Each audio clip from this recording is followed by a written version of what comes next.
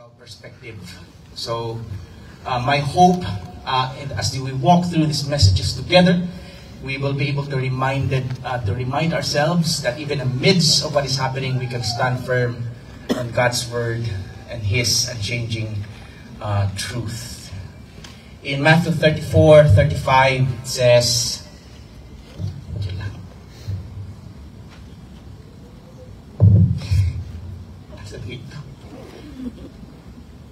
Ayan yung dagang kita bulsa, no? So, the heavens and the earth shall pass away, but my words will never pass away. And that is what we stand firm into.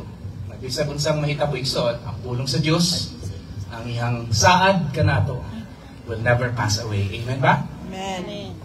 So, again, can we just greet one another? Inay Tapat, good morning. How are you? Morning. Nakulbaan. No, I'm here for you. Wala tulog. Amen. So, let's just be calm and we pray that the Lord will protect us and all of us, no? And pagpadayon na to sa pagpangalagan niya sa Ginoo. Alright. That's why in line, for that matter, I'd like to entitle our message for the next 3 Sundays, When the Ground Shakes, Faith, Hope, and Love. When the ground shakes, faith, hope, and love. And we're going to talk about these 3 things for the next following Sundays. Today, we want to take up the first one is standing firm in faith. Pagbarog sa pagtuo, luyo sa mga kalisdanan. Amen? I guess the last few Sundays that have passed have been very timely with what we are going through today. If you remember our messages last few Sundays, right? We talk about maturity and of growth. And Christ-likeness has been our focus lately. And all of this are more likely, as we pointed out towards the message, that all of us, as we grow towards Christ-likeness, as we grow towards our faith, it only grows through being tested. No? Ang tinuod nga pagtubo igsoon in our faith and in our journey, mapistingan lang, mutubo lang gid na kung muagi o pagsulay. True growth is would always happen through testing. True joy can always happen through sorrow. Because amidst the calamities and what we're going through lately, we have to be careful not to miss the opportunities that the crisis we find ourselves opens before us, opportunities to trust God deeply. And that's what we always want to see, even in times of trouble. That the things that we're experiencing, kaning mga na-experience nato sa atong kinabuhi, is not just about tragedies or the things that is happening around us, difficulties, but beyond that, we can always see things that is hopeful, that includes calamities, our personal trials. Because you know that the testing of your faith produces perseverance. Amen? In verse 4, it says,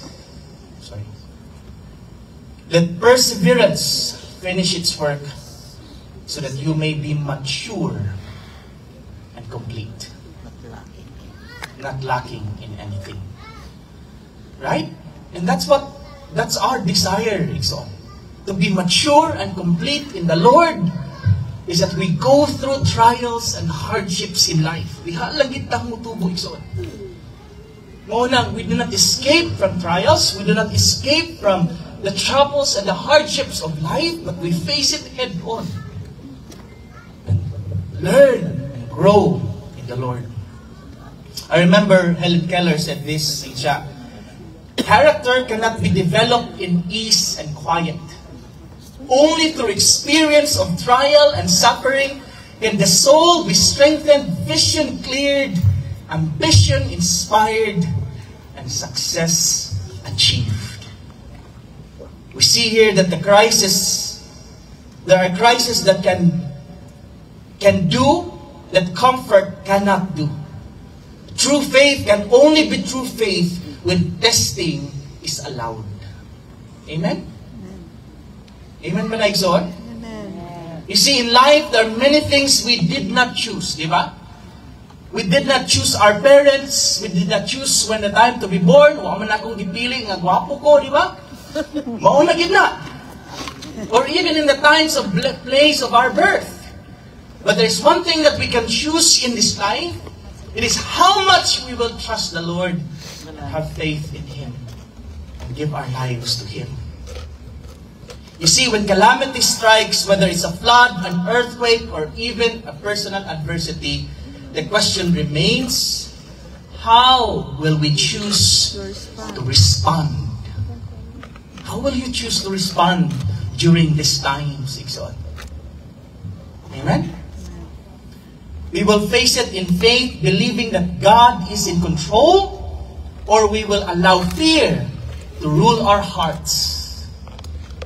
Because every challenge becomes a moment of decision in us. A choice between trusting God's promises or giving it into our fears. Di ba? Dahil pagpili, son. And if we're honest, faith doesn't always remove the storm. And it's not a magic one that we do in faith that everything is just okay. Everything becomes alright, but it gives us the strength to stand firm. And that's what faith is. It does not take away the storm. It does not take away the pain. But it makes us stand firm in the Lord. We'll be in panic or we'll be purpose-driven. These are moments to rise or moments to fall. As they say, faith doesn't grow by accident. It grows through intention. So when we find ourselves in situations like this, or even in our own personal earthquakes, I do believe, Ikson, kitang tanan, na atay mga personal earthquakes atong kinabuhi. We need to decide how much of our lives we need to surrender and let the Lord guide us. As someone would say, growing in faith happens not when we strive harder, but when we surrender deeper. It's not that when we do more effort, but it's in surrender in the Lord we grow in faith. You see, friends, no matter how difficult this is, ganing mga panghitabo po sa atong kinabuhi, or even what's happening lately, this is a reality check for us. Nasabtan natin, son? Because when we go through calamities or hardships in our personal lives, it is a reality check. We have to ask deep questions. How does my faith look like in times of crisis? Sa panahon sa pagsulay sa kinabuhi, igsoon, pangutangon natong kaugalingon. Where are we at? How does our faith look like? Amen? And to look for guidance on this, igsoon, we have to understand the things that God wants us to see. That hopefully, as we go through crisis in life, we'll be able to stand firm and really see differently how this works for us. Kapag panahon sa pagsulay, mubarog tayo igsoon. And to look for guidance, to understand this more, we have to look at the life, we're going to look at the life, the story of Isaac. One of the forefathers of our faith, as he was the only one recorded in the Bible with the shortest narrative. And his father was Abraham. Amen? And we'll look at this example. We'll also learn what faith is all about. So we're going to look at his story in Genesis 26. We're given the story of how Isaac actually handled the famine, his personal famine, the famine in the land, together with his family. It shows us that there are three things we can choose how to establish with our faith. And this is what we're going to learn this morning through of the word faith. And there are three things that we learn here. Number one, we can choose to be radical or different. Number two, we can choose to be responsible or reactionary. Or we can choose also to be resilient. I like what one person said when going through calamities, ingon siya, Ikson, let's remember that as Christians, calamities are not a crisis matter. It's what? It's a Christ is matter. You see, being in faith, we have to remember Ephesians chapter 5 to 7, 15 to 17. Be careful then how you live, not as unwise, but as wise in making most of every opportunity. In other words, we see opportunity everywhere, exalt, in things that even in crisis that is happening over us. That there might be lessons, there might be things that God wants us to see, right? Or opportunities of growth, or opportunities of joy, as we talked about last Sunday. Because what? The days are not good. The days are evil. Therefore, do not be foolish, but understand what the Lord's will is. Friends, in times of crisis, we need to understand, what's your will, Lord? How do you want me to see this? How do I respond on my personal crisis, on what's happening around the world lately? Right? To look beyond the crisis and see what God wants us to see. Friends, to grow in faith in times of crisis, number one that we'll learn, choose to be radical, be different. Amen? Can you tell the person beside you, choose to be radical? Not to sleep, okay?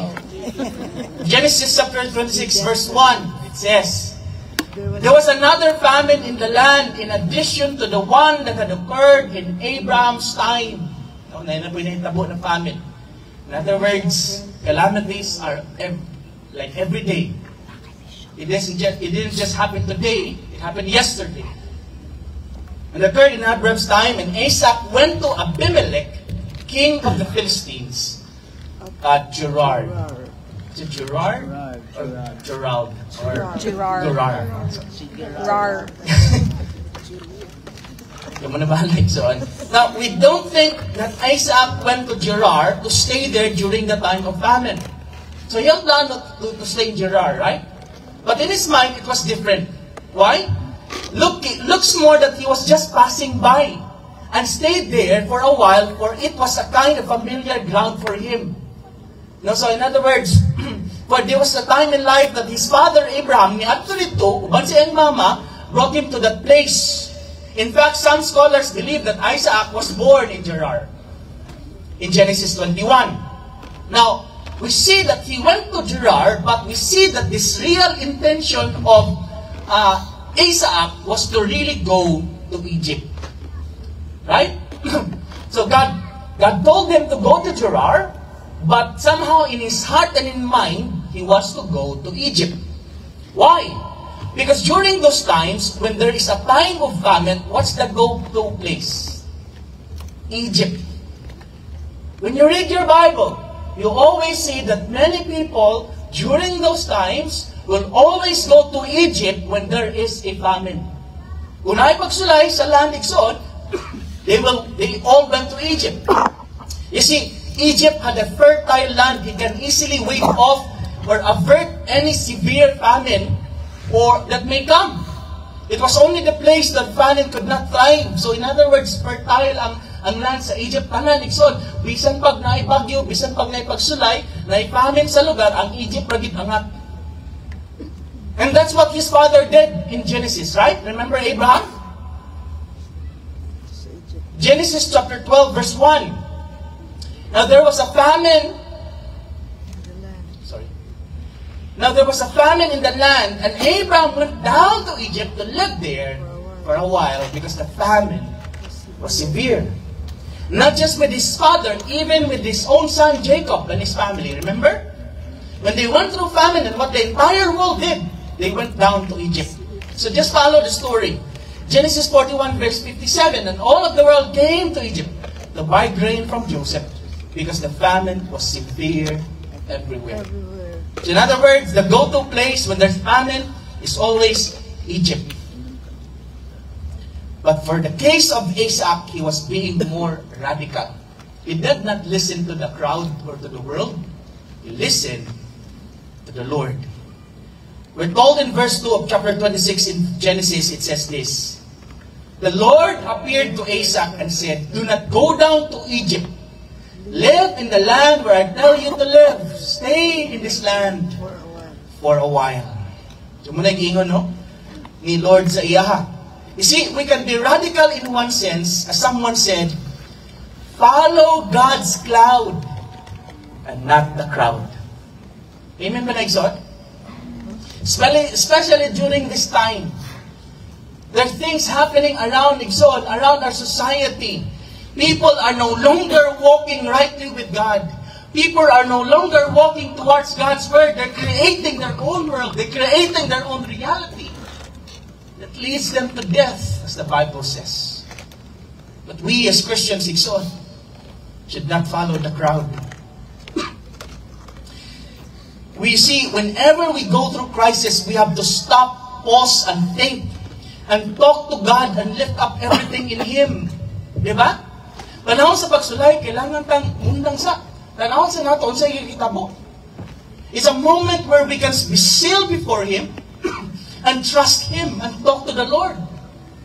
I like what Proverbs chapter 3, verse 5 to 6, it says, trust in the Lord with all your heart, and lean not on your own understanding. In all your ways, submit to Him. He will direct our path. Right? In times of crisis and so on, we have not to be panicked. We have to take a pause and think, Lord, what's going on? Where are you leading us during this time? It means in times of crisis, we follow the direction of God, not the direction of the crowd.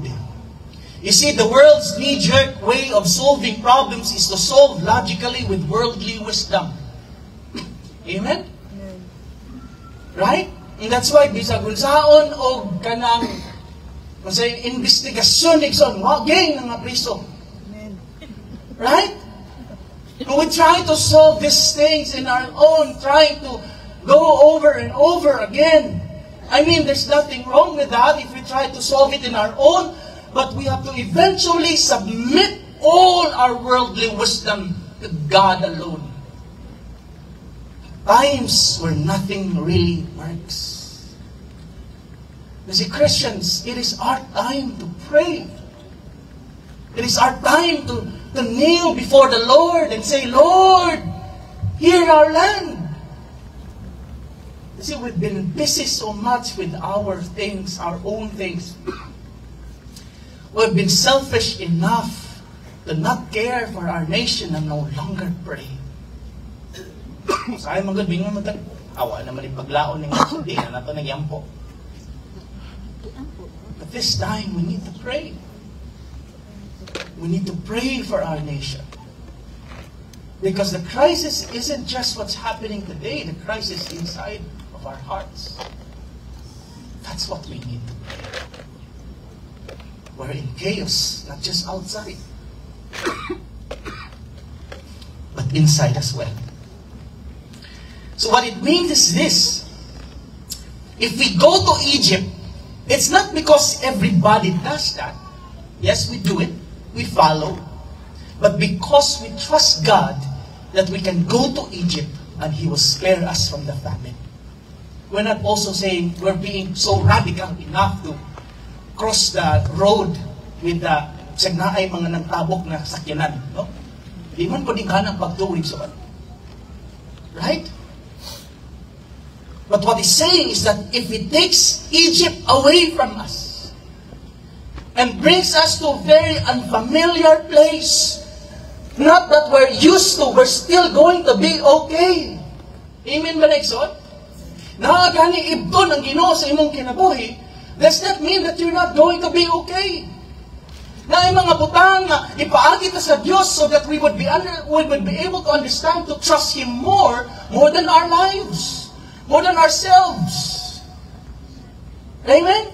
It means that we're still going to be okay, not because of our circumstances or what's happening today, but because God is with us. That's what keeps us safe.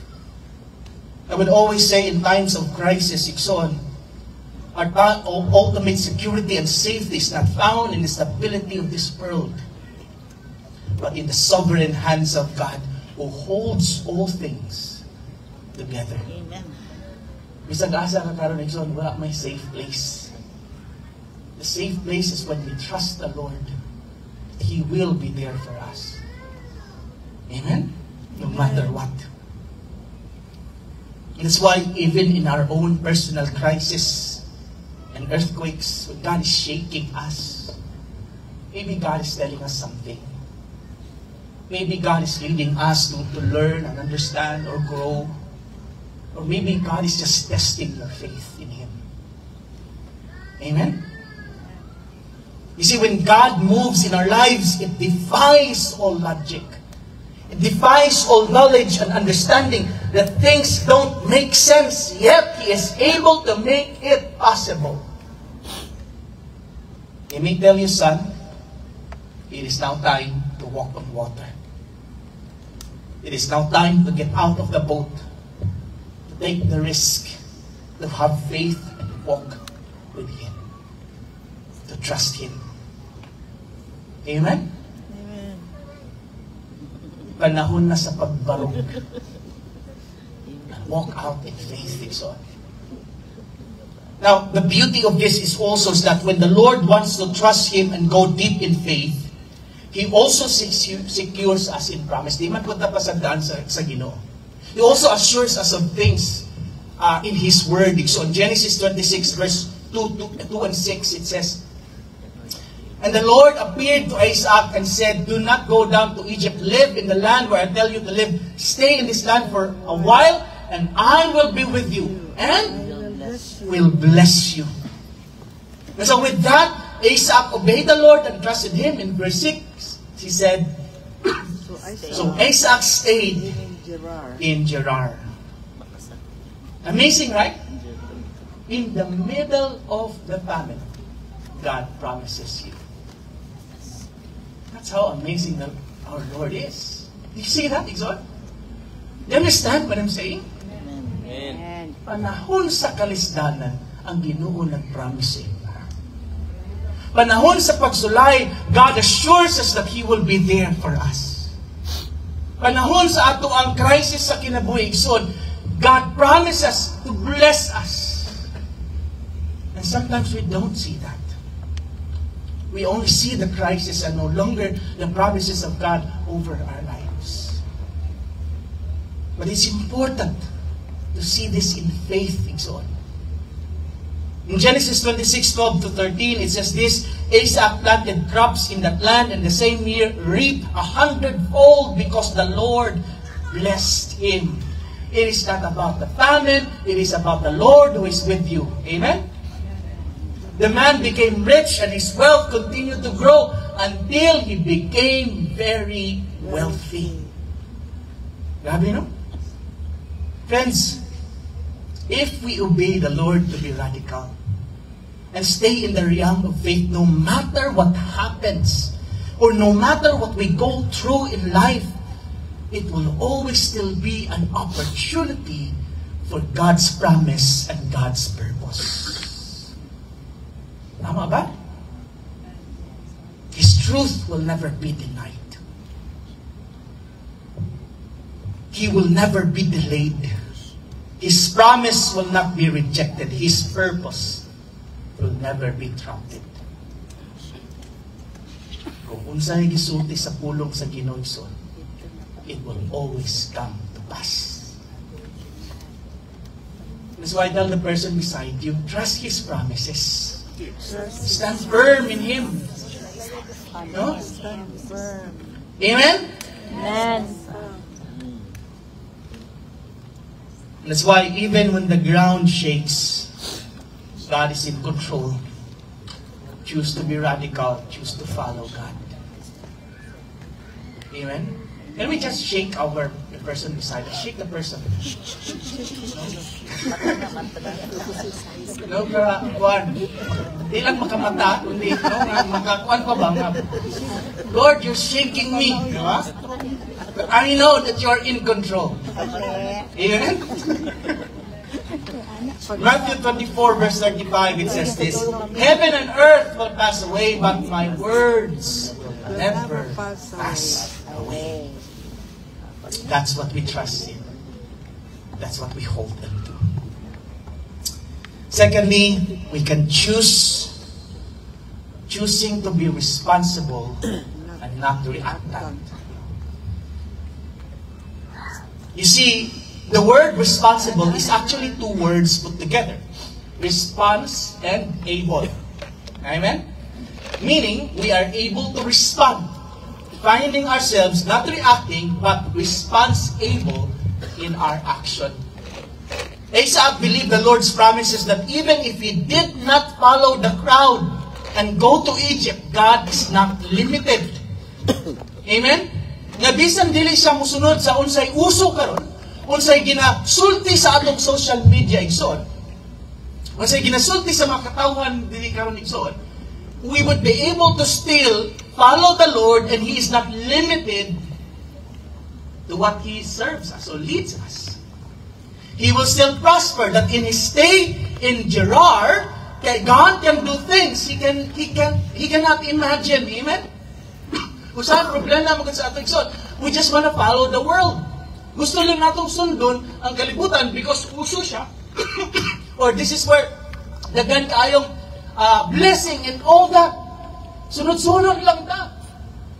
But here we see that Isaac just walked with God and understood that God is not limited. Even tanaw nato, murag di man gid ni mao. Amen? And that happened. But before that happened, his faith was wavered when it came to trusting God. Nasulayan po ang iyang pagtuo. You see, Isaac had a problem. His wife was very beautiful. Mga palig-asawa si Isaac. Liwat sa ko. You see, Isaac had a problem. His wife was very beautiful and he was afraid that somebody would be attracted to his wife and would kill him. Remember? Genesis 26 verse 7, it says, when the man of the place asked him about his wife, he said, she is my sister. No? Sister, nakadumduman ni sister. Because he was afraid to say, she is my wife. Hadlok siya. He thought this man of the place might kill him on account of Rebecca. Because she is beautiful. So nahadlok siya ikson. Now, he got away for some time. Sorry. Okay. Now, he got away for some time, but eventually people found out the truth. When Isaac had been there for a long time, King Abimelech caught Isaac. Madakpan si Isaac. Ligid niya igsuon. Genesis 26:8-11. When Isaac had been there a long time, Abimelech, king of the Philistines, looked down from a window and saw Isaac caressing his wife Rebecca. So nasakpan ni King Abimelech.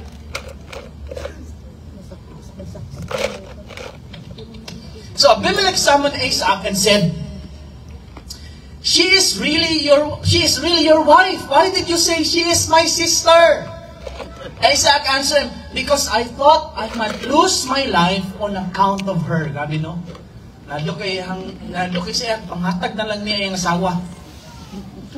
Then Abimelech said, what is this that you have done to us? Sorry. One of the men might well have slept with your wife and you would have brought guilt upon us.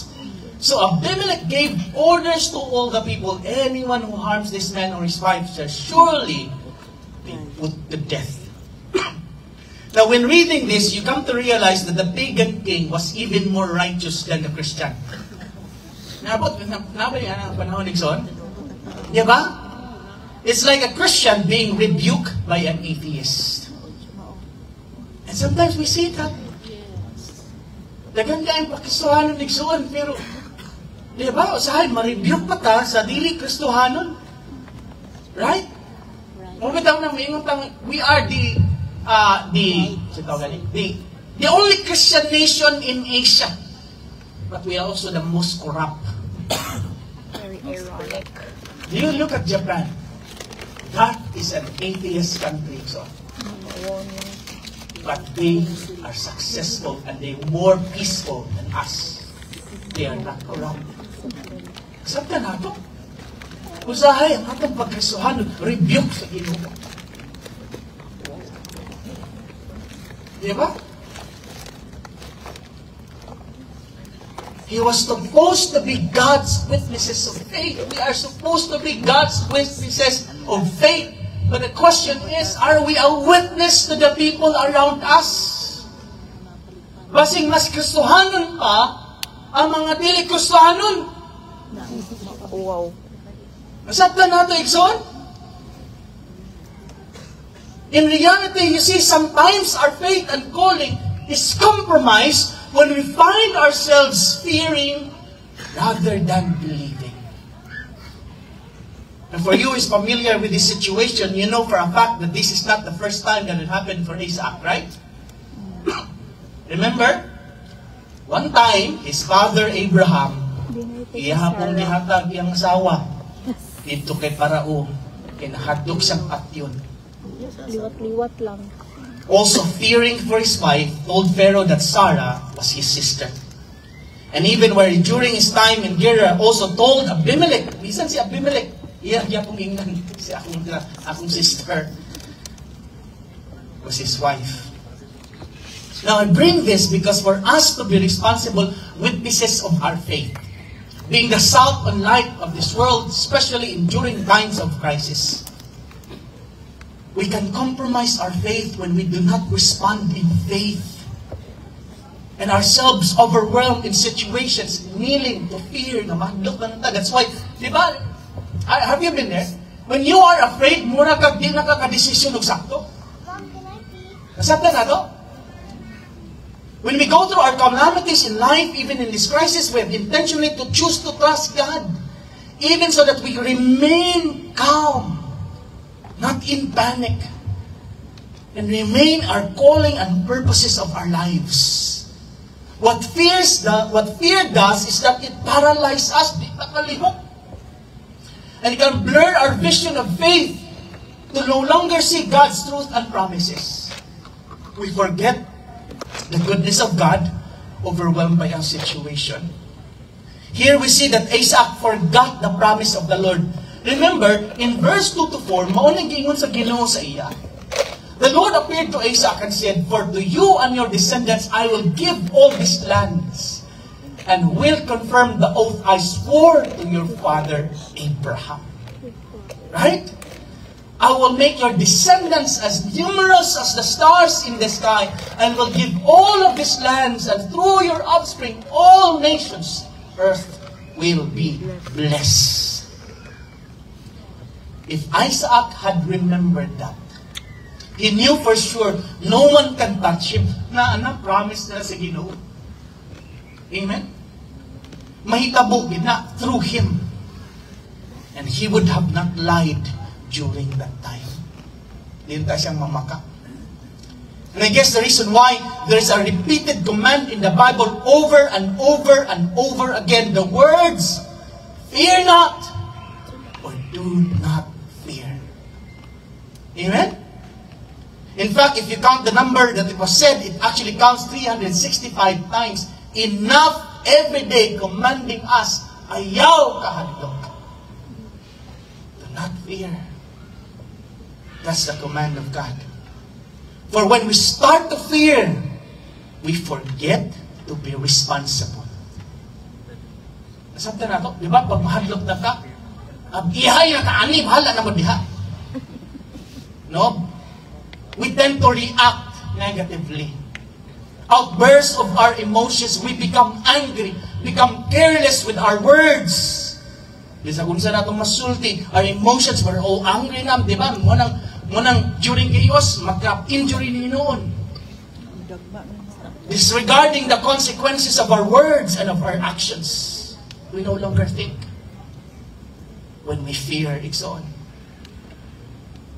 That's why I love Lloyd Oldgate said this: God doesn't want us to go a single day without hearing this word of comfort. Fear not. Wanang igsoon, We have to think about these things in times when we are afraid. That's why calm yourself and Lord, ask, help me in this moment. You see in Galatians 6, verse 7, it says, do not be deceived. God is not mocked, for whatever a man sows, he will reap. That's what happened to Abraham and Isaac. In the moment of panic, Abraham became irresponsible, self-serving. Basta okay na tadiri, bahala na sila diya. Di ba? Disregarded everything in life and compromised everything in his life. Repeated what he did even to his own son. Mauray na kopya sa iyang anak. And that's important as well. Our faith today is a model to the next generation. Ang imong pagtuo, paglakaw nimo sa Ginoo igsoon, mao ni sundon sa imong anak. What are we modeling our kids today, friends? In words, we today have lived a life of fear, a life of compromise, a life disregard of God's word and truth. What do we think the next generation will follow? Maayo ba ang ilang kinabuhig sa? That's why we look at our kids today and the generation today. They're going nowhere. When we look at their beliefs, their understanding of life, our next generation, what will become of them? If we today, parents, if we today, Christians, would not stand firm in truth and live what is right, so that we model the right faith to our children. Amen, Malaigson? Amen. Friends, in our moment of fear, whatever that might be, we have to make sure that we are careful, not foolish, but wise, and follow God's will. We might end up the temptation to compromise and make everything around us in danger and jeopardized. Di ba? Pag mahadlok na kaigsoon, tanan na maapektaran. We will miss out on the promises of God, miss out what faith can do, the chance to see how in this awful, impossible situation, how God can rescue us if we have trusted Him only. Mag-miss out na inoon natong pagkabuhatan sa Diyos. I remember if you know him, it's on D.L. Moody. In 1871, when experienced a tragedy, there was a fire, the Chicago fire of 1871. So you know D.L. Moody, right? Himself affected more than 1,000 people in his time. So panahon nila Igsoon, they had a fire. Like the LA fire, if you remember. And this was Chicago fire, Igsoon, it devastated them. The fire was considered to be one of the greatest urban tragedies of the 19th century. It began on October 8 and finished devouring the entire city on October 10. Grabe, no? This is not just one fire, Igsoon, one barangay. The entire city was on fire. It destroyed over 3.3 square miles of the city. Killed around 300 people. Left 100,000 people homeless. Everything a pile of ashes, and his own home was destroyed. That's what happened. Everything that Moody owned, his church, his place of ministry, burned down altogether. But D.L. Moody remained in faith. He did not allow the crisis to make him give up or his vision blurry. But he stood on his ground, remained in his big picture, the calling that God has for him. He did not think of himself, his possessions, or his loss. Instead, he focused on helping others. Grabe, no? Ikaw, Igsoon, when you see this, and it breaks our hearts, it causes fear and panic in us. But D.L. Moody remained in faith. And immediately, he gave aid and shelter to all people. He himself and his family and his church was in need. They've lost homes. But yet they did not think about that. They thought only of helping others. To the suffering community. He rebuilt the church to serve the city. Within weeks, Moody built a temporary wooden structure known as the Northside Tabernacle. Not just for worship, but also for a relief center. He mobilized volunteers and resources. Moody understood that one man could not do it alone. He gathered volunteers, both local and from other states, to assist in the relief operations. Daily, he provided for nourishment and also spiritual food as encouragement and nourishment for the soul, especially to those so suffering. Because he believed that the most important thing is the message in the Word of God in these times. Amidst the loss and tragedy, D.L. Moody remained response-able. Gave him of himself to relieve the sufferings of others. That's what faith looks like. That we are not reactant towards what's happening, but we are even response-able towards what's happening. Now, what's the motivation behind this? Why D.L. Moody did this? Moody's urgency came to that tomorrow is not guaranteed, either for him or those around him. And that's what we have learned today. Amen? Earthquakes, calamities, flood is a reality check for us that tomorrow is not promised. Nasabtan nato, Ikson? Na ay panahon, Ikson, di takabalo kung kanus atang baon sa Ginoo. We don't know that. Many of us think that we get around to serving God tomorrow. But the Chicago fire is a clear reminder, and our tragedy today is a clear reminder that our lives are very fragile. So when he said, do not live for tomorrow, but the Lord wants you to do today, for tomorrow is not guaranteed. Kano sa pamantang mutabang? Kano sa pamantang manilbi sa Ginoo? Kano sa pamantang mubuhat ug maayot kung ma-okay na ta? Kung okay na ko, Lord, ma-set up na nako tanan ang mga priorities, ang akong mga responsibilities. Okay na ko, Lord, kung makatrabaho na ko, ayaw na kong manilbi sa imo. Friends, ang kinabuhi is like a mist. It's here today, gone tomorrow. That's why we ask ourselves, when do we serve the Lord? And when we serve His people? D.L. Moody said this: the Chicago fire was a lesson I shall never forget. I hope we never forget this lesson as well. It taught me that we are not sure of tomorrow, that our opportunity to respond to God may never come again. Amen? This is the same lesson God continues to whisper in our hearts and ears. That every storm, every disaster, every unexpected moment, that what we have today is not guaranteed tomorrow. Nasabtan nato na Ikson. We may lose buildings, possessions, plans, but what we must never lose are faith, compassion, and obedience to God.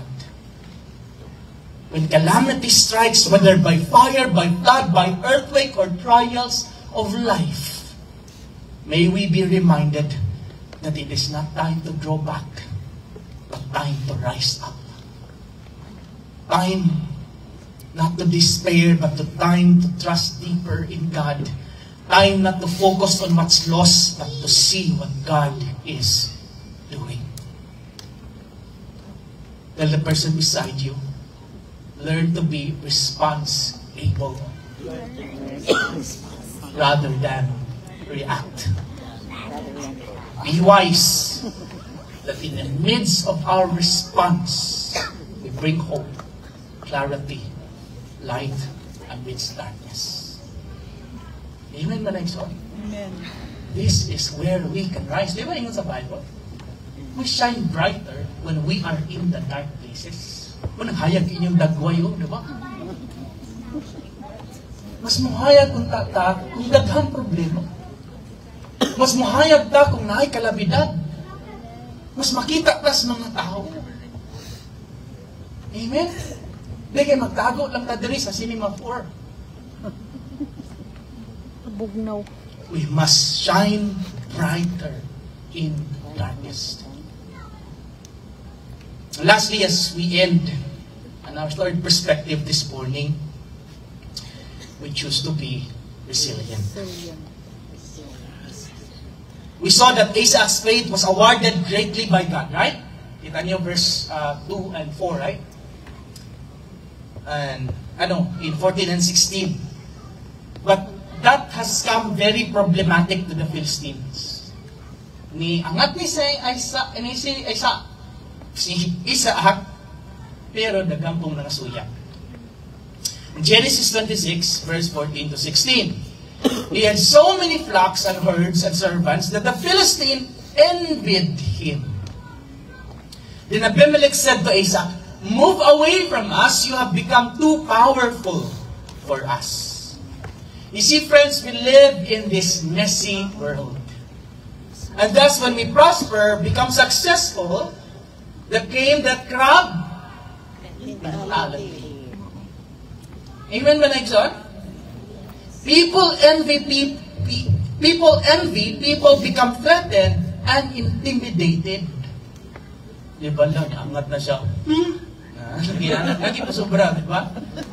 Successful lagi siya. Lagi sa, lagi. Nalitaw. Di ba, lagi pa sobra. Di ka pwede mo, lagi no?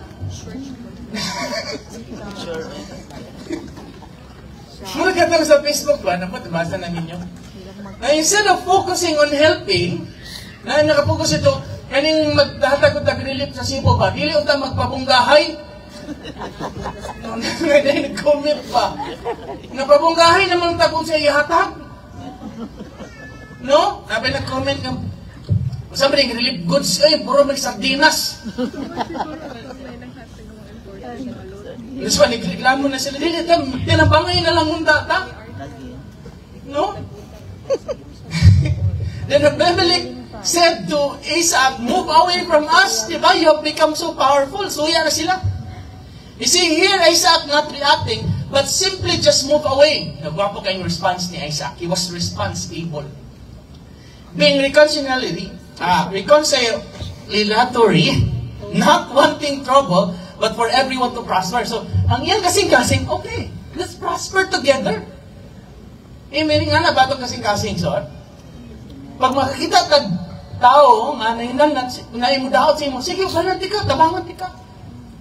Prosper ta together. And that's what his heart is. Genesis 26, 17 to 19. So Isaac moved away from there and encamped in the valley of Gerar. Where he settled. So nigawas siya, no? Isaac reopened the wells that had been dug in the time of his father Abraham. So giabrihan niya utro. Isaac's servants dug in the valley and discovered a well of fresh water there. Pero kana bitong itabang na ka, ikuan na ka do, you've been there, but then, so mas, anong ihapon ka, di ba? Muna yung natapos, Genesis 26:20. But the herds of Gerar quarreled with those of Isaac and said, "The water is ours." Ilugon ihapon. So he named the well Esek, because they disputed with him. Esek means argument, something. No? Because water during that time was so vital to the survival, especially during the time of famine. When you have control over water, you have actually the capacity to increase power and wealth. So in other words, the gold of that time was water. If you have water, di ba? You can be wealthy. Now, what did Isaac do? He just moved away again. Grabe, no? Sige lang, okay lang. I'll do what God has told me to do. Dug another well in verse 21. Again, they quarreled over it. Gisamok na po siya. They really don't want Isaac to prosper. Right? But in Genesis 26 verse 2 at 22, Isaac did not give up. Sige lang, padayon lang ta sa buhat sa Ginoo. Bahala kung saon ta, bahala daghang kay pagsulay, daghang kay samok, padayon lang ta. Grabe, no? So, this is what he said. He moved on there and dug another well and no one quarreled over it. Siguro basing dito nga well, murag, di, lagit siguro malas kay tubig niya. Layo na pagkayo. He named it Rehoboth, saying, now the Lord has given us room and we will flourish in the land. You see, friends, when there is crisis, when pressure are high, things become difficult. Diba?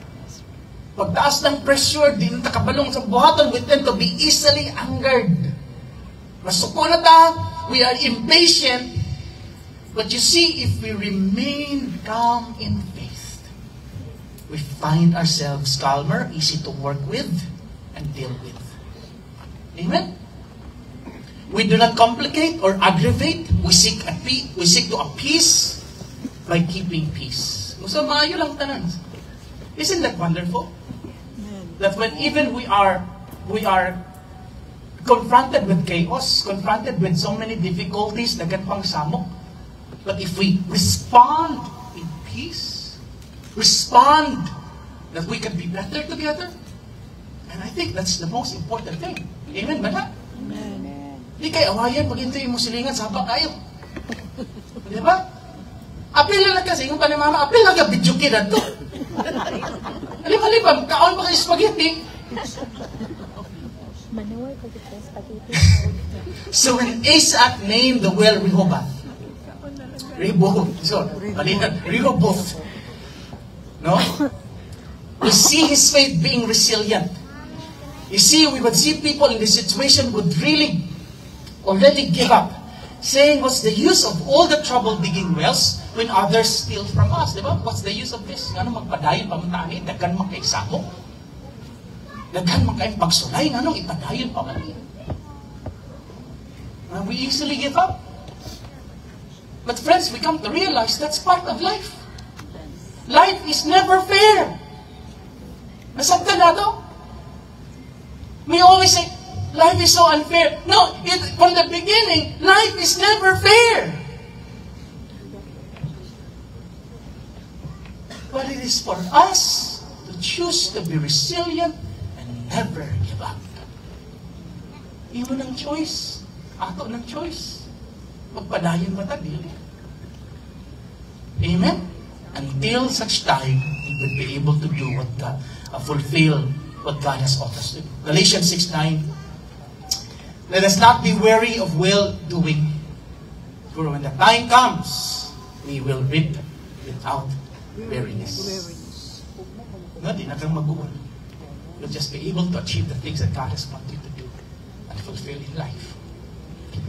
Like Thomas Edison once said, amidst experiencing fire and losing everything, if you know the story, so they lose everything because of the fire, lose their homes, lose the factory that they own.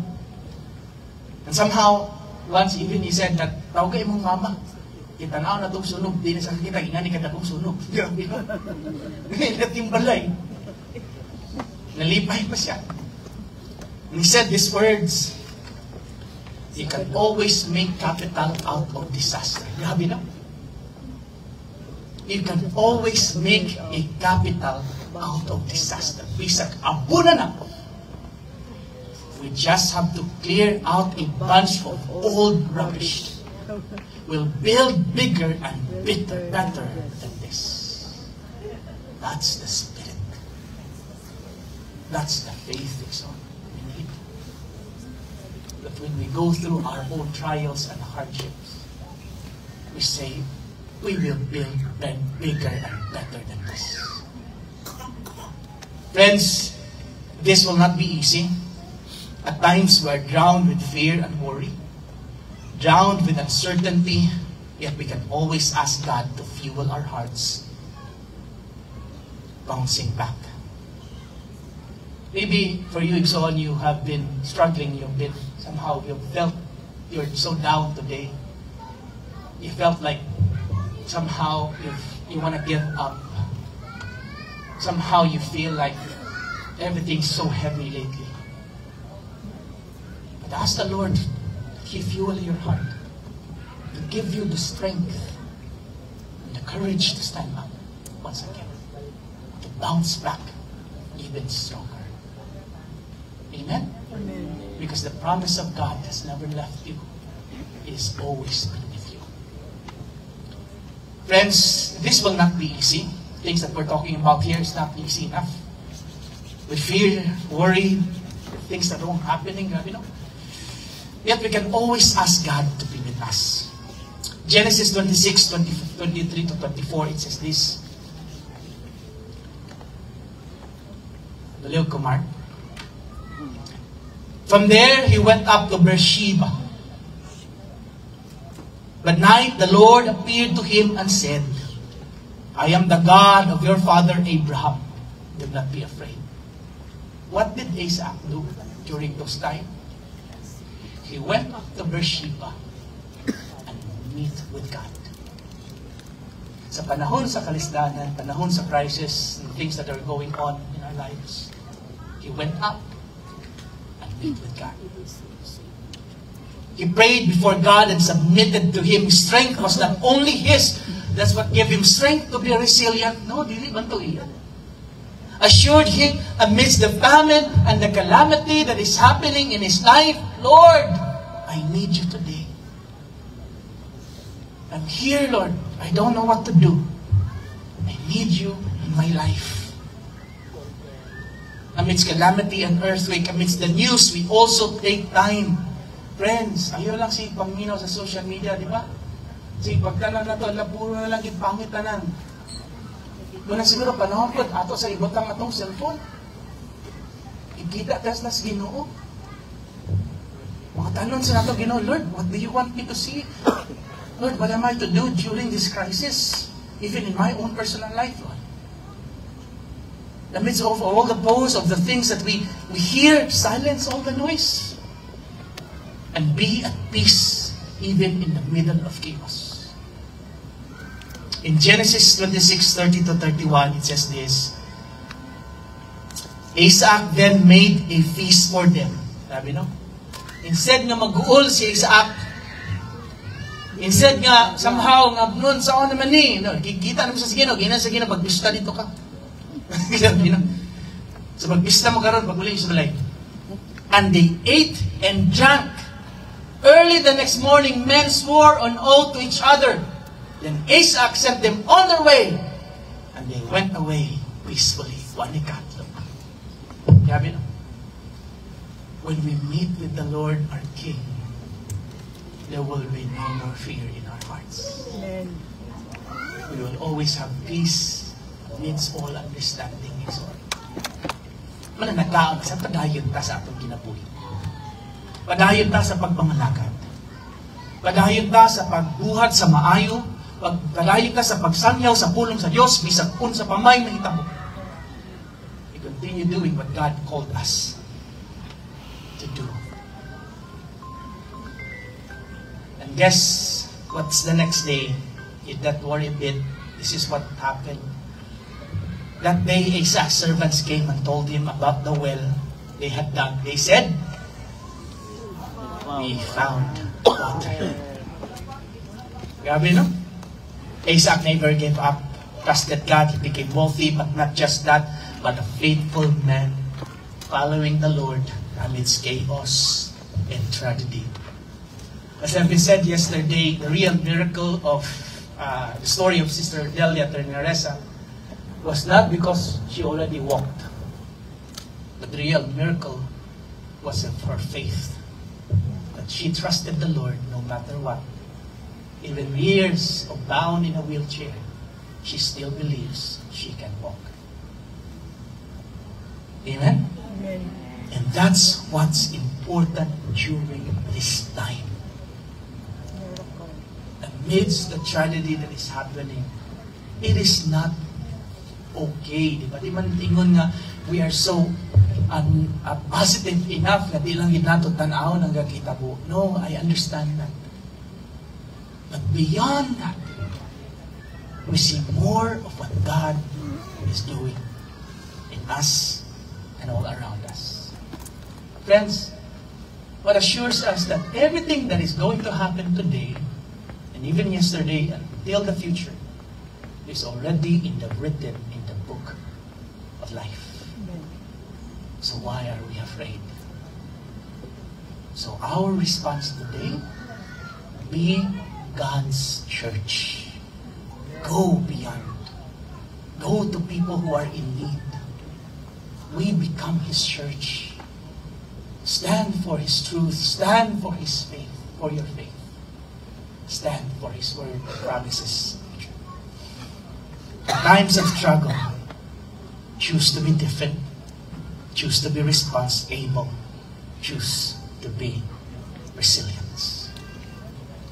May that be the dedication of our hearts. That no matter what happens, we keep going. We keep the light. We hold. And we never back out. Amen? Amen. I'll end with this video. So just a 2-minute video lang. What happened last time when we were in Cebu and here in CDO as well, so that we would be able to see what happened during that time. And we'll end with that and we'll pray together this morning. Let's watch this.